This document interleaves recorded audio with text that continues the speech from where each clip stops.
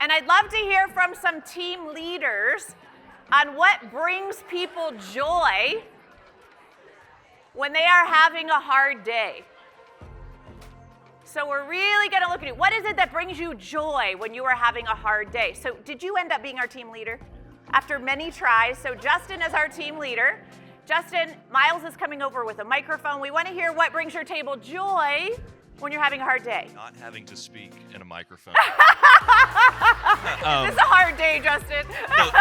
Some of the groups had sunshine, swimming pools, a nice big hug brings joy. Being by themselves, being with other people. So to the spectrum there, and a good meal. Thank you so much, Justin. You did so good. You did so good. So lots of variation there. What brings me joy? I heard being alone. What brings me joy? Being with other people. So it can be very different. I heard sunshine, going outside. Who's our leader here? Enrico? Yes, ma'am. Enrico is our leader. What else brings your table joy? Our table is very tired for some reason. Oh, no! But we are a table of dog-loving, child-loving, and coffee-loving folk. So coffee, dogs, and children. Yes, ma'am. I love it. Thank you, Enrico. So I'll share with you, when I think about a hard day for me, it can depend on where I am. So if I'm working from my home office, the thing that brings me joy, her name is Princess Leia. She's a 9-pound Shih Tzu that looks like an Ewok, and I just have to look at her, and she brings me joy. If I am not at home working in my office and I'm having a hard day because I'm in an airport and the flights have been delayed and I'm going to miss my connection, the thing that brings me joy is keep moving, physical activity. Just keep moving through the airport. Keep walking. Don't sit down and work. Just keep moving. And so trust is built in small micro moments. It is not built in these grand gestures. Trust is built in small micro moments of finding out what brings your coworkers joy when they're having a hard day. Recognizing who is it that needs to be alone when they're having a hard day versus the person on your team that actually gets joy from being around other people. And so trust is built in these small micro moments that happen at work. And so I want all of you to think about, what are some micro moments that you have experienced at work that have helped to build trust? This one is now on you. This is our first activity in our booklet on page 2. Now this is a much quicker activity. I'm only giving you about a minute to a minute and a half to write down everything you can think of. So if you've written down at least 2 micro moments, stand up so that I know you thought of at least 2. If you thought of 2, stand up. So we're not using our team leaders here, but I would love to hear from anyone who would be willing to share one example of a micro moment. And I'm going to start with this table here because there's lots of people here, and I got to meet Sarah and the rest of the people at this team. Would anybody be willing to share an example of a micro moment? Yes, thank you.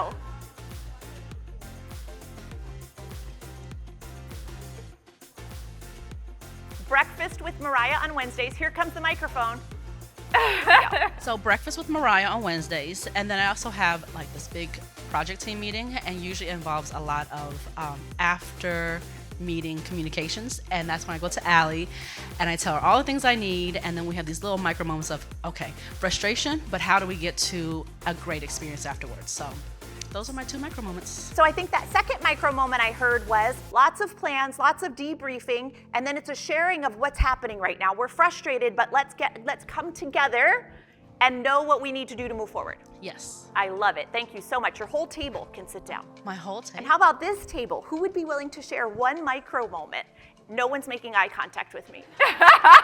They all look down. Thank you. Tell us your name first. Lauren Berry. Lauren, thank you. I wrote down whenever a teammate shares a vulnerability, like that they made a mistake, they were embarrassed about something, just being open and vulnerable.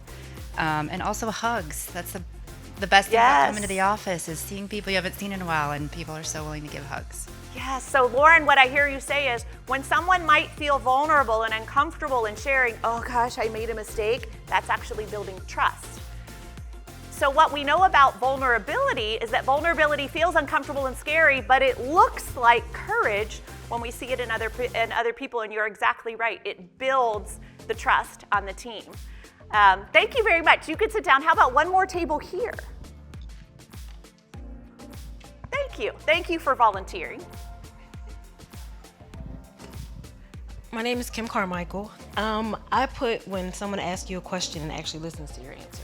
Oh, yes. Someone asks you a question and you can tell they're intentionally listening. How can you tell? One, they ask questions based on what you said, but two, they're actually looking at you as you're talking. Yes, so they're looking at you and they're asking questions based on what you said. And so it's building trust because you can feel that they care and that they're truly listening. Yes. Thank you for those that volunteered. So all of you can sit down. Another trust building activity that can be a micro moment, a micro connection is when we're in meetings with each other, standing up and incorporating some movement. Let's stand up for a minute and have this conversation together. It might have felt a little vulnerable for some of you to stand up, but it keeps your circulation up, your energy up, and you're willing to be uncomfortable and stand up at the same time together. So other moments of building trust might be giving credit where credit is due. It might be when you make a mistake, not just admitting it, but admit it right away. When you know you've made the mistake, admit the mistake right away. How many of you, so I heard today that Dr. Brene Brown was here years ago. How many of you were here when Dr. Brene Brown was here? So for those of you that weren't here, how many of you know who the heck she is? So lots of you. So for some of you, the few of you that didn't raise your hand, Dr. Brene Brown is a researcher out of the University of Houston, and she's pretty mainstream today, but she has dedicated her life to studying vulnerability at work, shame at work, and what courage looks like at work. And courage is made up of skill sets. The skill sets are teachable, observable, and measurable. And I have this amazing opportunity because I get to work with Brene Brown. And one of the things that I've learned from her that has really stuck with me is that when she was doing her research on courage and leadership, and she was talking to executive leaders in all different industries all over the world, she found that there are behaviors that are strong trust builders. And the number one trust building behaviors that leaders stated built the most trust was asking for help. So when you ask for help, again, maybe feels vulnerable to admit that I don't know what I'm doing or I need some help, it's actually the number one strongest trust building behavior. And so it's really about the little things. You know this, right? It's the little things that make a difference in the connection on your team and also in building trust over time. But here's the thing. What we have working against us is our human nature. When times get tough, when demands are high, when things are changing, human nature pushes us into disconnection. It is way easier to disconnect from people, head down, just get things done when we're under high demand, when we're under stress, when things are changing.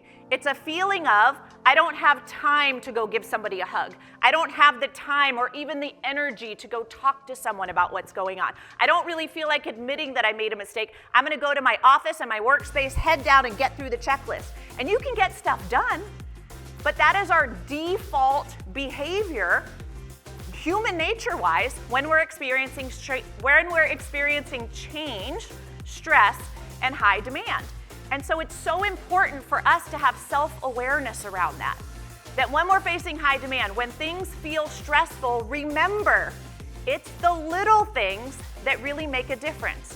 It's the pausing and going to talk to someone and share with them how difficult this time feels, or that the workload feels high, or even checking in on your teammates. And so I know for me, in my first experience of having that team chemistry at San Diego State, what happened was human nature. It got hard for all of us, and we were all head down. We disconnected from each other, and after a year or two, we were done. And I heard later after I left, there were lots more changes that happened. And so today is about how can we be intentional about recognizing that it's the little things. and knowing that when we want to default to, I just want to be alone and get through the day and get to the next thing and the next thing, the actual next best thing to do is go connect with another person.